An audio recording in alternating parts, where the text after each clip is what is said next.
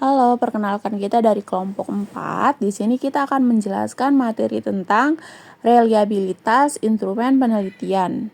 Apa itu reliabilitas instrumen penelitian? Reliabilitas instrumen mengacu pada konsistensi suatu instrumen dalam melakukan pengukuran yang mencerminkan sejauh mana hasil pengukuran dapat dipercaya. Singkatnya, instrumen yang reliable adalah instrumen yang dapat dipercaya dan diandalkan. Oke, untuk selanjutnya kita ada kategori koefisien reliabilitas. Di situ udah disajikan nilai sama keterangannya. Ada yang sangat rendah, rendah, sedang, tinggi, dan sangat tinggi ya. Oke, kita ke slide berikutnya. Ada 3 metode dasar untuk mengestimasikan koefisien reliabilitas. Ada pendekatan tes ulang atau tes retest, ada pendekatan bentuk paralel atau parallel form, ada pendekatan konsistensi internal. Oke, di slide berikutnya ini ada tentang penjelasannya ya. Saya akan bacakan singkat. Pendekatan tes atau retest menggunakan soal tes yang sama yang diberikan 2 kali pada subjek penelitian dalam waktu berbeda. Ada pendekatan bentuk paralel. Pendekatan bentuk paralel menggunakan 2 tes yang setara untuk mengestimasi reliabilitas instrumen. Yang ketiga ada pendekatan konsistensi internal. Pendekatan konsistensi internal dilakukan dengan menguji reliabilitas tes melalui satu kali pemberian tes atau single trial administration. Oke, berikutnya ada teknik atau cara pembelahan tes dalam pendekatan konsistensi internal. Ada 3 cara. Yang pertama ada pembelahan cara random, yang kedua ada pembelahan gasal genap, yang ketiga ada pembelahan match random substance.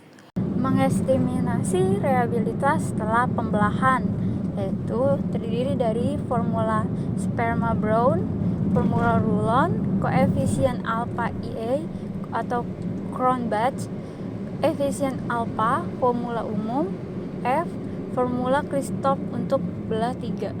Formula Sperma-Brown belah 2 yaitu digunakan untuk pembelahan tes yang menghasilkan 2 belahan yang paralel. Lalu formula Rulon untuk pembelahan tanpa harus berasumsi bahwa kedua belahan memiliki variasi yang sama. Koefisien alpha A Cronbach dilakukan dan menghasilkan reliabilitas yang akurat jika hasil pembelahannya bersifat paralel. Lalu koefisien alpha atau formula umum, pembelahan tes tidak harus dibagi menjadi 2. Pembelahan bisa dibuat menjadi 3 belahan, 4 belahan, dan seterusnya.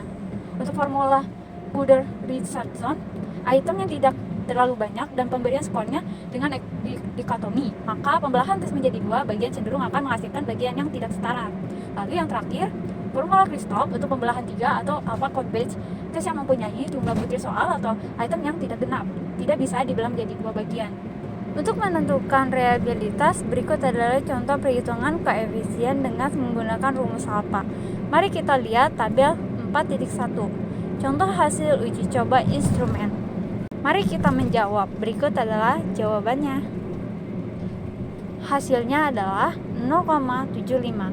Karena F sama dengan 0,75, maka instrumen dinyatakan mempunyai reliabilitas yang tinggi. 4.6. Penggunaan SPSS untuk reliabilitas. Berikut adalah langkah menggunakan SPSS untuk memberi bukti validasi butir dari instrumen penelitian. Pertama, A memasukkan data ke SPSS, yaitu klik file, new data. Kedua, klik variable view, kanan bawah. Ketiga, ketikkan nama B1, B2, dan seterusnya hingga B6 pada kolom name. 4. Klik data view, kiri bawah, dan masukkan data hasil uji coba yang diperoleh. Lalu B, menyimpan data, klik file, save, kemudian berikan nama pada data tersebut. Mengolah data. 1. Klik menu analis, scale, reliabilitas, analisis. Kedua, muncul dialog, reliabilitas, analisis.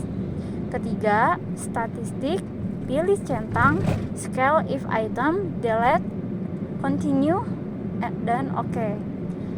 4. Output dan kesimpulan. Disajikan tabel case processing summary. Output di atas menunjukkan bahwa ada 15 responden dan semua data terisi. Output di atas menunjukkan nilai koefisien alfa yaitu 0,75, maka instrumen dinyatakan mempunyai reliabilitas yang tinggi.